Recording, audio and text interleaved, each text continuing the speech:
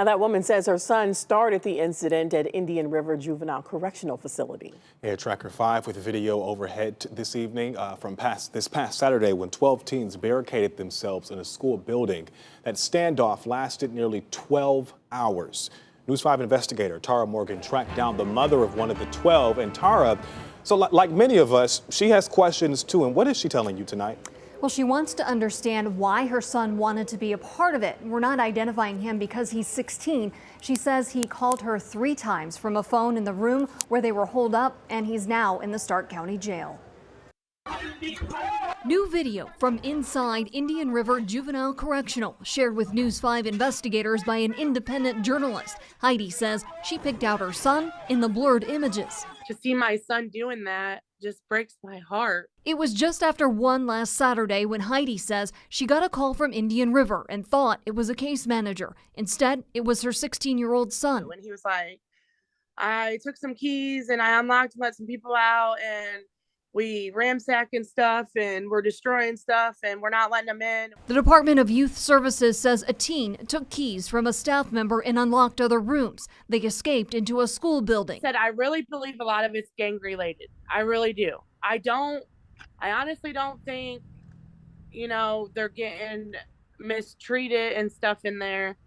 But I don't know. One correctional officer who requested we not show his face and alter his voice in fear of losing his job blames being short-handed and mandated 16-hour days for some problems, but made reference to gang activity and said there's a dozen kids who have turned the place upside down. These kids have just incrementally done more and more and more, and we just let them do it. Does someone have to die for somebody to do something? About a year ago, he says the administrators gave the teens in the building tablets. The staff were like, this is a bad idea.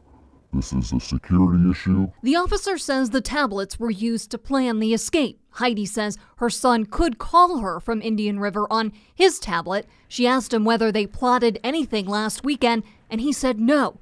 Heidi says her son was previously in juvenile detention in Bowling Green before a judge sent him to Indian River. For breaking into a house and destroying it, and he took the blame. But her son got into more trouble and had 6 more months tacked on. I don't know what's going to happen. She says while her son was getting into trouble there, at times he was doing well at Indian River and believes he was trying to fit in. And I really feel like people got in my son's head to tell him things. Heidi says she tried to talk her son into surrendering and apologized to the officers and their families for what they've gone through. I'm really sorry, that my son was a part of it and it had to happen this way. And I wish I could have changed his mind.